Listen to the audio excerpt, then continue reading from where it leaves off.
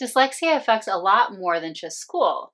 So, as part of our series, here are 5 more ways that dyslexia affects everyday life.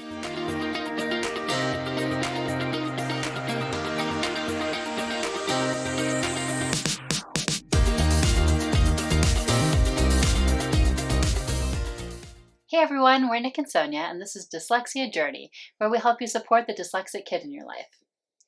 So let's get on to those 5 more ways that dyslexia can affect everyday life, not just school. Yes, so jumping in, the first one is sort of signs and placards and information in museums and in zoos. For example, if you're at the zoo, there's usually a little sign in front of every animal enclosure that gives some information about the animal, what country they're from, maybe other things like that. In museums, even in sort of the old style museums, it's all just stuff to read. In the newer, more kid-friendly museums, there's more hands-on activities and stuff, but there's often still explanations for how to do the activities. There's little information things on placards on the wall or whatever. And if you are the parent of a dyslexic kid, you've probably noticed that your kid tends to just not even attempt to read those. Like if you're at the zoo, they're just gonna be looking at the animals and they're not gonna even try to read the placards. They might, if there's like a map on it that shows where the animal's from, they might look at that, but they're not going to. In the museum, they're not going to try to read the information. I think even as they get older, I think, as we've discussed before, it takes extra effort for someone with dyslexia to read. And so when they're doing something that's not school, that's out fun at the zoo or a museum, they're probably not generally going to be inclined to try to force their brain into that sort of school mode of trying to read. Yeah, it might not matter, right? Maybe you don't really need to have all the information on the placard, but maybe especially for those ones that otherwise are more engaging to them, that are more hands-on, it might be good to realize that they might need that extra support to make it the best experience it can be, or to not have it be frustrating if there are some instructions involved. And this kind of segues right into number 2, which is that they often won't read instructions on things. I mean, a lot of us don't read instructions on things, right? Like it's not like we always do, but let's say it's something more important, like they're older and they don't, read or skip lines or have more trouble with the instructions for something like new Bluetooth headphones that they need to pair. That could be an example. A big example that I often think of, because it's such an important thing, is prescriptions. Hopefully the pharmacist also gives you some instructions, but you'd want to be very careful with those, for example. Yeah, I mean, in general, like Sonia said, like we don't often read probably instructions ourselves, even as non-dyslexic adults. But I think we do sometimes. So, for example, this is a very timely example. We just got a new modem and router for our home internet connection. Got delivered today. The setup was mostly automated with the app, but there was like this card that came in it that said, okay, here's what you do first. First unplug the old one and plug in the cable, and there were those steps, and it occurred to me that someone with dyslexia might even skip the sort of those initial steps there and just kind of start playing around with it, which they'd probably be pretty good at in figuring out, because people with dyslexia often have strong, visual spatial skills and getting sort of things arranged like that. So they're able to generally compensate for it, but it's just something to be aware of.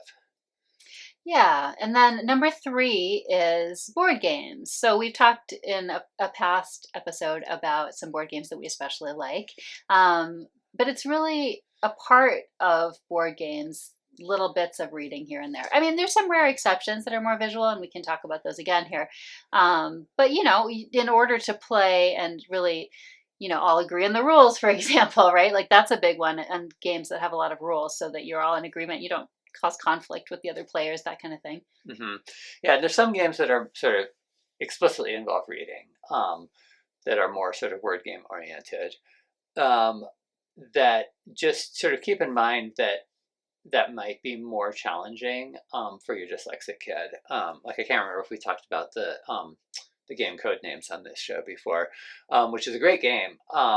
But there is sort of the potential for a dyslexic kid to kind of maybe misread one of the words Hmm. and then have not necessarily the best experience playing because of that. So in that case, it can be really good for someone just to read. It doesn't affect the game for someone just to read all the displayed ones that are there. So there can be Yeah. little tricks to like helping it along. Mhm. And they do have a picture version of the game now too, because they have a lot of different versions. Yes.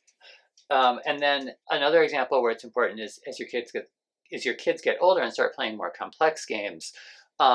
Sometimes if you think about, when you play games that are more complex, you might need to consult the rules while you're playing to look up something that you can't ask the other players because it involves something that is, part of your hand if it's a card game or something like that. Hmm. And so that's just to keep in mind that that's something that your dyslexic kid might have a little more trouble doing. Or be reluctant to do, maybe. Yeah, and they might just forge ahead and sort of, make a mistake or not look up something that could be of benefit to them in the game. Little side note that, some people, not just dyslexics, like to sort of try like playing a game before even understanding all the rules. And I think that's totally valid too, of course. It's more, in this case, we're just more trying to point out times when, they might just naturally like avoid a Hmm. piece of instruction that could cause a problem. But Yeah, and one thing to note, actually, if you're, of our generation, you might not realize that most games, there are now lots of videos of sort of how to play and like first gameplay and stuff that you can just go watch instead of having to read the instructions. yeah, so that's really nice. Yeah, sure. Okay, so number 4, the fourth way that dyslexia can affect everyday life is in cooking. And we actually did a whole episode on this a while back, but I just want to reiterate that cooking involves reading, reading the recipe, and uh, I just wanted to give sort of one anecdote about how this uh, how dyslexia can interfere with reading a recipe. And so okay, jumping in later here to give the anecdote for real, because the first time I explained it, it was pretty unclear.